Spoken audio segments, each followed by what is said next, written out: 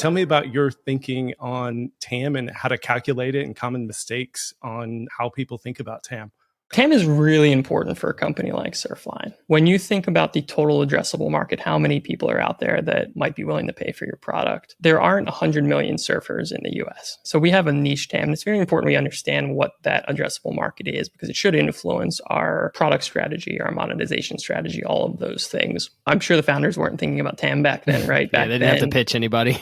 I mean, look, surf forecasting wasn't really a thing back in 1985. We kind of pioneered it. I learned that recently, that even like wave forecasting wasn't until recent times that they even could predict when there were going to be swells and things like this. Yeah, so big shout out to Sean Collins for doing that back in the 80s. But today it's really important for us. And when we think about TAM, really what we're trying to calculate is what is the size of the opportunity in the market. There's some great use cases for TAM. The big one being really it's like a sales tactic, to be candid, right? From a TAM standpoint, you're going out to investors, talking about how big the opportunity is, telling a story there. The flaws come when you start trying to calculate the addressable audience from a modeling standpoint and what you should do strategically from product strategy and monetization strategy. So I'll give you an example. Let's say we're a golf company and you go out to market and you say, okay, there's 50 million golfers in the US. That's our TAM. If you're launching a subscription product, you'll probably find pretty quickly after you launch the product that there's 50 million golfers out there, but there aren't 50 million golfers who play golf on a frequent basis. Maybe it's 20 million that actually play on a frequent basis. And so you're kind of omitting a key factor, which is commitment. You really have to move from a metric TAM to another metric that's used in the industry called the Serviceable Addressable Market, SAM. And that's the biggest issue that I see with most companies that are going out to market and putting together their commercial strategy is they'll use TAM and they'll model everything off of that. And they'll say, okay, well, TAM's 100 million people and we're going to go and acquire like 5% and call it a day. And that's how they model things out. But in reality, when you start digging in, you find out that, hey, really our product isn't something that's going to service all 100 million of these people. It's going to service some fraction because there are other variables that I've omitted.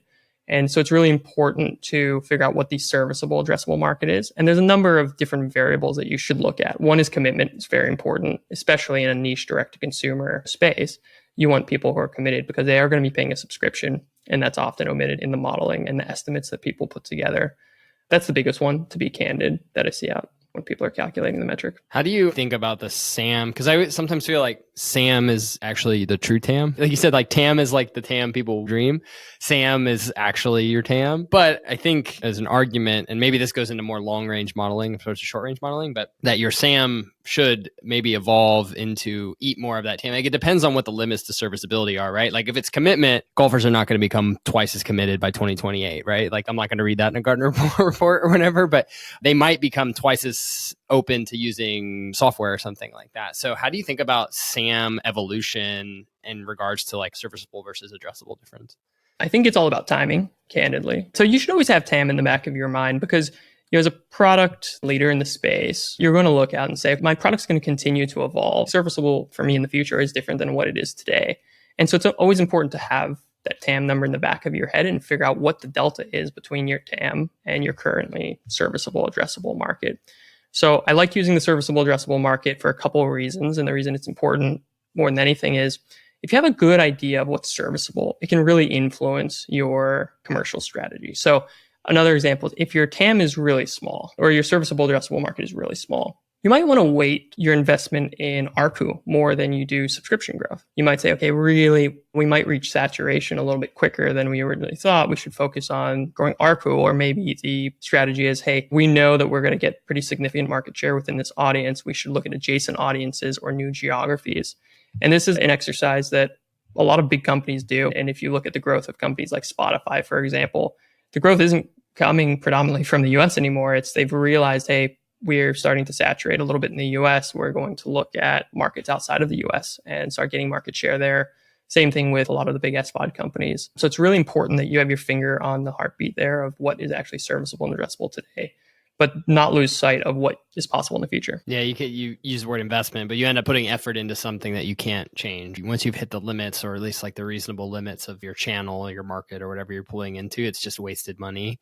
You're absolutely right. But the exercise is really this, at least the way that I've found it to be most successful is you find some market research out there and it gives you a general sense of what the scale of the market is. And then if you have great analytics on your platform, you can learn enough about your consumers to figure out what segmentation actually matters, like what your SAM should be. Because the market research that you find out there is like typically just going to be very high level, and you're going to have to cut it down. But it's up to you to determine how to cut it down. And what variables do you need to factor in? Are there geographical variables, demographic variables? Is it commitment? So it's important that you kind of go from both angles. Is start with market research, do some analysis of your consumer, and then try to hone in on what a serviceable, addressable market is. And you can make it as complex or high level as you want. I mean, the moment you start factoring in competitors, it starts getting really complicated because you have to factor in. That's kind of the next step down, which is serviceable obtainable market, is what percentage of the market can you actually acquire compared to the other competitors in the market.